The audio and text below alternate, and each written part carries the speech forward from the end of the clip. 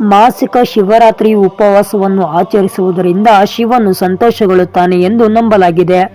ಧರ್ಮಗ್ರಂಥಗಳ ಪ್ರಕಾರ ಲಕ್ಷ್ಮಿ, ಸರಸ್ವತಿ, ಇಂದ್ರಾಣಿ, ಗಾಯತ್ರಿ, ಸಾವಿತ್ರಿ ಮತ್ತು ತಾಯಿ ಪಾರ್ವತಿ ಕೂಡ ಈ ಉಪವಾಸವನ್ನು ಆಚರಿಸಿದ್ದರು ಎನ್ನಲಾಗುತ್ತದೆ.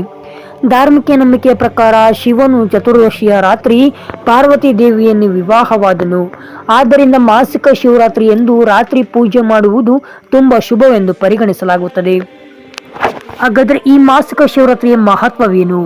ಪುರಾಣ ಗ್ರಂಥಗಳ ಪ್ರಕಾರ ಈ ದಿನವು ತುಂಬಾ ವಿಶೇಷವಾಗಿದೆ, ಏಕೆಂದರೆ ಮಾಸಿಕ ಶಿವರಾತ್ರಿ ಪ್ರತಿ ತಿಂಗಳ ಕೃಷ್ಣ ಪಕ್ಷದ ಚತುರ್ಥಿ ದಿನದಂದು ಬರುತ್ತದೆ. ಈ ದಿನಾಂಕದ ಅಧಿಪತಿ ಶಿವ. ಅದಲ್ಲದೆ ಮಾಸಿಕ ಶಿವರಾತ್ರಿ ಎಂದು ಶಿವನ ಆರಾಧನೆಯ ಜೊತೆಗೆ ಶಿವ ಕುಟುಂಬದ ಎಲ್ಲ ಸದಸ್ಯರನ್ನು ಕೂಡ ಪೂಜಿಸಲಾಗುತ್ತದೆ. ಈ ದಿನ ಮನೆ ಬಳಿ ಇರುವ ದೇವಸ್ಥಾನಗಳಿಗೆ ತೆರಳುವ ಮೂಲಕ ಹೂವುಗಳನ್ನು ಅರ್ಪಿಸಿ ಶಿವ ಮಂತ್ರಗಳನ್ನು ಪಠಿಸುವುದು ವಿಶೇಷ ಮಹತ್ವವನ್ನು ಹೊಂದಿದೆ. ಅಲ್ಲದೆ ಇಷ್ಟಾರ್ಥ ಸಿದ್ಧಿಸಲು ಈ ದಿನ ಉಪವಾಸವನ್ನು ಮಾಡಲಾಗುತ್ತದೆ. ಮಾಸಿಕ ಶಿವರಾತ್ರಿ ಉಪವಾಸದ ಪರಿಣಾಮದಿಂದಾಗಿ ವ್ಯಕ್ತಿಯು ಕಾಮ, ಕೋಪ, ಲೋಭ ಇತ್ಯಾದಿ ಬಂಧನದಿಂದ ಮುಕ್ತನಾಗುತ್ತಾನೆ ಎಂಬ ನಂಬಿಕೆ ಇದೆ. ಮಾಸಿಕ ಶಿವರಾತ್ರಿಯಿಂದ ಉಪವಾಸ ಮಾಡುವುದರಿಂದ ಸಿಗುವ ಪ್ರಯೋಜನಗಳೇನು? ಮನೆಯ ಪೂರ್ವ ಭಾಗದಲ್ಲಿ ಕುಳಿತು ಶಿವ ಮಂತ್ರಗಳನ್ನು ಪಠಿಸುವುದರಿಂದ ಹೆಚ್ಚಿನ ಫಲಿತಾಂಶ ಸಿಗುತ್ತದೆ ಎಂದು ನಂಬಲಾಗಿದೆ.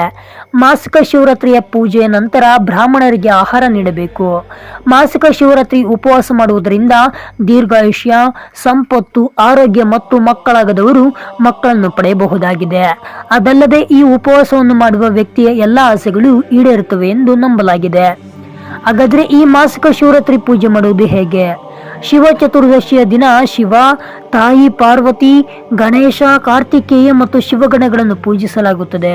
ಹಾಲು, ಮೊಸರು, ಜೇನುತುಪ್ಪ, ಸಕ್ಕರೆ, ಗಂಗಾ ನೀರು ಮತ್ತು ಕಬ್ಬಿನ ರಸ ಇತ್ಯಾದಿಗಳಿಂದ ಅಭಿಷೇಕವನ್ನು ಮಾಡಲಾಗುತ್ತದೆ. ತೆಂಗಿನಕಾಯಿಯಿಂದ ತಯಾರಿಸಿದ ತಿನಿಸುಗಳನ್ನು ಶಿವನಿಗೆ ಭೋಗವಾಗಿ ಅರ್ಪಿಸಲಾಗುತ್ತದೆ. ವೀಕ್ಷಕರೇ, ಈ ವಿಡಿಯೋದಿಂದ ನಿಮಗೆ ಗೊತ್ತಿಲ್ಲದೆ ಇರತಕ್ಕಂತಹ ಒಂದು ಸಣ್ಣ ಚಿಕ್ಕ ಇನ್ಫಾರ್ಮೇಶನ್ ನಿಮಗೆ ಗೊತ್ತಾಗಿದೆ ಅನ್ಕೋತೀನಿ. ಈ ವಿಡಿಯೋ ಇಷ್ಟ ಆಗಿದ್ರೆ ಈ ಕೂಡಲೇ ದಯವಿಟ್ಟು ನಮ್ಮ ಚಾನಲ್ ಸಬ್ಸ್ಕ್ರೈಬ್ ಮಾಡಿಕೊಂಡು ಎಲ್ರಿಗೂ ಶೇರ್ ಮಾಡಿ.